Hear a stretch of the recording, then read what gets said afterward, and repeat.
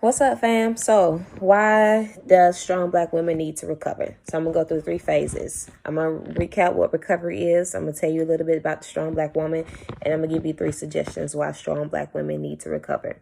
So, what is recovery? Recovery is a process of reconciliation. Reconciliation is the work that you do to reunite, rejoin, or realign with someone or something, right? I'm looking at my notes. That something could be a practice. It could be your story, meaning your truth. It could be your sexuality, right? The someone who you reconcile with could be an ex-lover, old friend, your mother. You understand?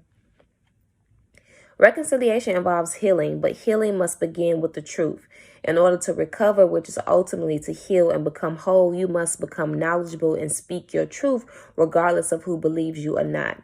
Speaking your truth is for you, not for your oppressor, not for those that despise you, but it's for you. And I understand that speaking truth can be very triggering. So when you're going through the process of acknowledging your truth and becoming one with it, you want to take it very slow, right?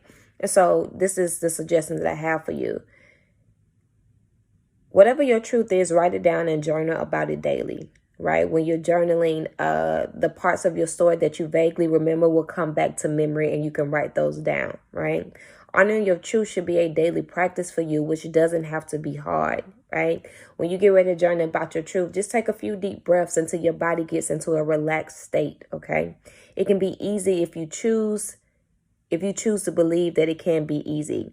Honoring your truth is work, but the work doesn't have to be hard. The work can be easy, and it is very easy. It's more, honoring your truth is more accessible when you are in a relaxed state.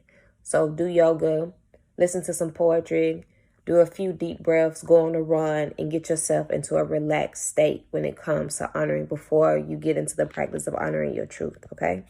So what is a strong black woman? Let me give you a quick overview. A strong black woman is a black woman that operates in excessive caregiving, emotional suppression, and independence, right? In regards to caregiving, she typically places the needs of others before her own. In regards to emotional suppression, she manages her emotions well. She is in control of her emotions. She refuses to let others see her cry. Crying is seen as a weakness, and she fears vulnerability because she doesn't want others to see her out of control and because she doesn't want her truth used against her. Sometimes in order to serve, a strong black woman keeps her truth to herself because she fears the risk of exposure, right? So when I say serve, a lot of strong black women that serve in the church will serve endlessly, despite the fact that they haven't eaten all day, despite the fact that they are tired, despite the fact that the load that they're carrying in regards to the church is too much, right? But she doesn't want that to be exposed, meaning she doesn't want other people to think it's too much. She doesn't want other people to know that she hasn't eaten all day. She wants to be perceived as a superwoman. But in some instances, strong black women want to be seen as strong, and there's a whole another lecture I can give behind that, which I will later. But she wants to be seen as strong, but she also wants to be seen as human, right? She wants to be acknowledged that she can handle these tasks, but she also wants people to see that sometimes it can be too much, right? But exposing the fact that it could be too much is scary for her, because that's not a place that she typically operates in. So that is what I mean when I say she fears the risk of exposure, okay? A strong black woman also operates in excessive independence, meaning she maintains financial autonomy. She has a strong work ethic. She's self-efficient. She doesn't necessarily need emotional intimacy, right? So that's just a quick backdrop of what a strong black woman is, right? So the first reason that strong black women need to recover is because the persona and armor of the strong black woman isn't our true identity. It's a shield. It's a weapon of defense. It's a covering we were socialized in, meaning that our environments in our home and socially and in the church equipped us to carry this armor, to adapt to this level of strength that we carry as strong black women, right? Our foremothers taught us directly and indirectly to be strong black women because they had to survive and they wanted us to survive too. And this is all that they knew, right? And because in regards to the church, because men also grew up in the settings of strong black women, and they understand what the strength of strong black women can achieve. You hear that rhetoric preached from the pulpit, right? And the strong Black woman is such an inherent factor of American culture. This is why you had Olivia Pope. This is why you had Annalise Keating. This is why you have Bailey's from Grey's Anatomy. This is why Tyler Perry succeed in replicating, not replicating, but intensifying the myths of Black women, such as the strong Black woman in their recent movie that what's her name? Wasn't it Acrimony with Taraji P. Henson? That was the epitome, okay, of the strong Black woman. And after I watched that movie, it was so toxic. It was so heavy. I was like, oh my God, I need a drink. I need to pray. I need to go to sleep. I need to do all three, because it was just so much, right? Like, he intensified that to the very top. Like, it was insane, right? And so it's the strong Black woman is such an inherent factor in American culture that America depends on it, right? So when you go into certain workplaces, people have a greater expectation of Black women because they know Black women to be strong. They don't understand the what's underneath this strength, the cultivation of it, the socialization. They don't understand how detrimental it could be to us, but they have that expectation that we can handle anything, that we could do anything, because for one, you hear strong Black women say that, and because that's the expectation of Black women, not just in America, but in the world, okay? So, the expectations that people in our home, society, and the church have of us, these expectations were labeled as our responsibility. And as a result, those responsibilities became our daily habits and long life practices. Okay.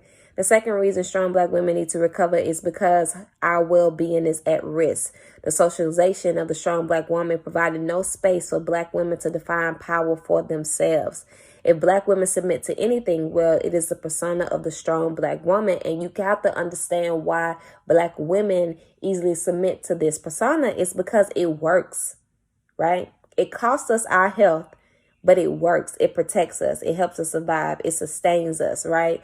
Hold on, I had made a note of something. Dr. Shanika Walker Barnes, my mentor, she wrote in her book, Too Heavy to Yoke, the burden and what is it? Too Heavy to Yoke, Black Women and the Burden of Strength. One of the things that she says that strong Black women, the persona of the strong Black woman, it gives us life in the midst of death-dealing environments. And another author, I cannot pronounce her name correctly, but the name of her book is Behind the Mask of the Strong Black Woman. She said that the strong Black woman provided a strategy for personal esteem and protection, right? So the strong Black woman has provided us, but at the same time, it is costing us our well-being, right?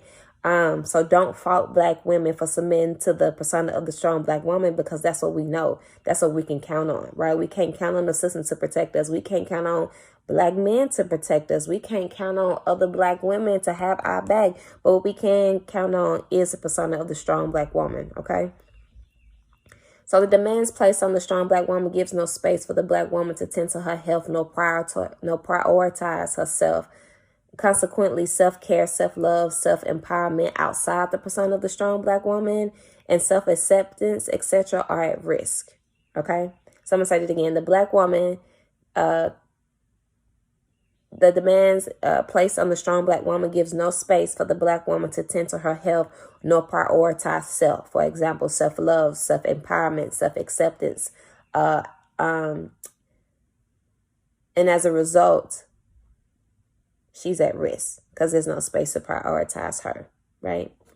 The third reason why strong Black women need to recover is because we fucking deserve it and we need to live, okay?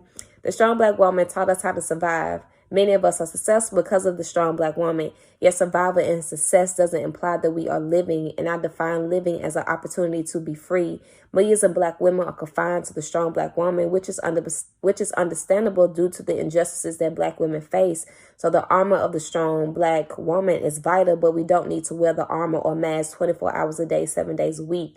We can begin to live by learning how to remove the armor and the mask to finally breathe again, to finally see who we are outside of the persona of the strong Black woman.